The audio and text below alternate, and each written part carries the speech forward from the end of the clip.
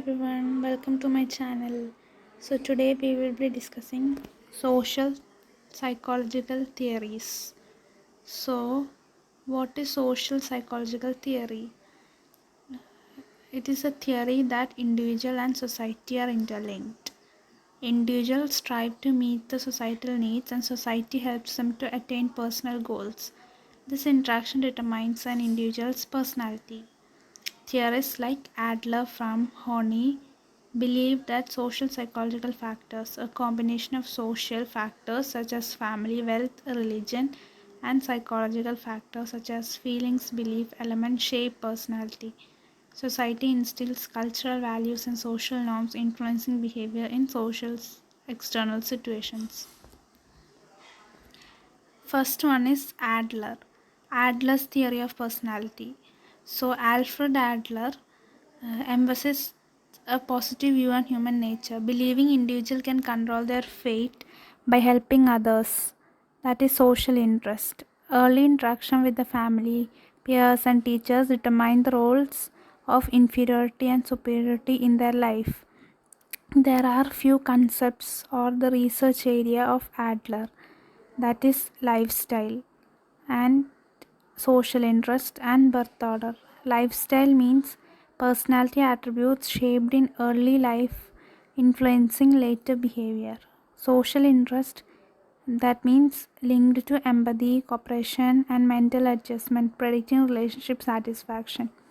Birth order, that is influencing personality traits like firstborn's responsibility, youngest social interest, etc. Now, striving for superiority, that is overcoming inferiority. Adler believed that inferiority feelings are a constant motivating force. Individual growth needs results from compensation. Attempt to overcome real or imagined inferiority. The process begins in infancy as infants are aware of their dependence. What is inferiority complex? Inferiority complex is developed when a person cannot compensate for normal inferiority, leading to poor self opinion and helplessness. It can stem from organic inferiority, spoiling, or neglect. Striving for superiority is a drive for perfection, not to be better than others. It is an innate goal oriented towards the future, seeking wholeness and completion, contrasting with Freud's past determined view. Now, birth order and personality development. We all know that there are so many birth order divisions like first born child, second born child, youngest child, and the only child. The first born child is the child that is born first, and obviously, and they receive undivided attention from their parents, but they feel this dethronement when the younger siblings arrive. Um, when the younger siblings arrive and they become stubborn or destructive, often oriented towards the past and develop leadership qualities. And second born, they never experience a firstborn's powerful position. Then they are always in competition with the elder siblings and can motivate them to strive and surpass the elder siblings, leading to ambition and optimism about the future. The youngest child, that is, they never face dethronement and often become family pet, driven to surpass the older siblings. They develop rapidly and are often higher achievers.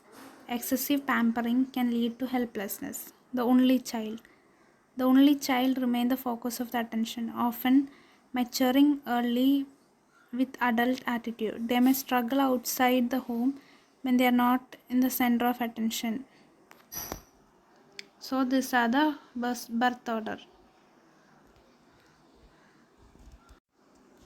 Next is Eric Fromm. Needs for freedom and belonging.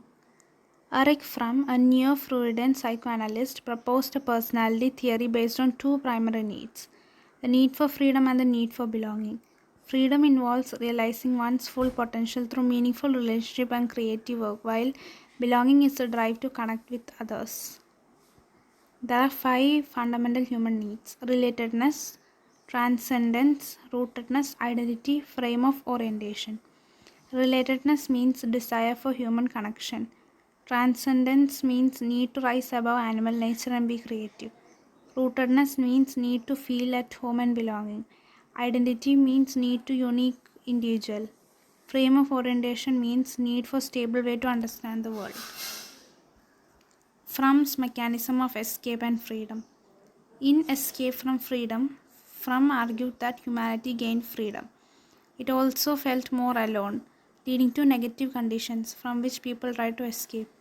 Individual can either unite with others in love or seek security by conforming to authoritarianism, involving submitting to authority or dominating individuals. Individuals escape individuality by merging or controlling with another, seeking to become part of collective. Destructiveness. Attempt to destroy the source of anxiety directed at oneself or other. When life gives drives, individuals may turn to destructive behaviors like brutality, vandalism, or crime. Automation conformity. This is the most common escape, adopting a prepackaged identity and blindly following social norms. Individuals lose their sense of self and become indistinguishable and devoid of genuine individuality. Next is Karen Horney. There are social and cultural forces. Karen Horney was an American psychoanalyst. She focused on social and cultural forces shaping personality. She believed psychological disorders stem from disturbed interpersonal relation and not fixation. She countered Freud's penis envy and the concept of womb envy. Basic anxiety and coping style. There are several basic anxiety and coping style. Children fear of being alone, helplessness and insecure led to three coping style. Three of them are moving towards other, compliance, moving against other, aggression, moving away from each other, detachment, moving away from others, that is seeking safety through approval and affection, moving against other, aggression, asserting power or competing or being hostile, moving away from others, detachment, withdrawing, becoming self-sufficient and aloof. Next is Erikson. Psychosocial stages of development. Erikson broadens Freud's work and emphasizing the ego and the impact of cultural historical forces on personality.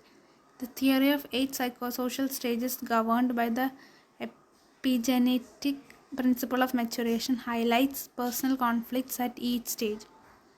Trust versus mistrust. This is the first stage. Infants develop trust based on caregiver responsiveness. Basic strength is hope. Autonomy versus doubt.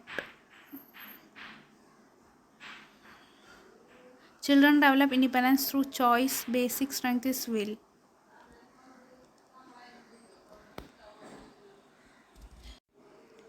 Initiative versus guilt. Children take initiative in activities and fantasies. Basic strength, purpose. Industry versus inferiority. Children develop work habits and competence. Basic strength, competence. Identity versus role confusion. Adolescence from self-image, identity, basic strength, futility. Intimacy versus isolation. This is there during the young adulthood. Establishing intimate relationship, basic strength and love. Generativity versus stagnation. This is there in the adulthood. Guiding the next generation, basic strength and care. Integrity versus despair. That is maturity level. Evaluating life with fulfillment or regret. Basic strength is wisdom. Criticism of Erikson's theory. Ambiguous concept and terms, lack of precision and supporting data, incomplete description of maturity, questions applicability to women and thus reduced economic circumstances. Thank you.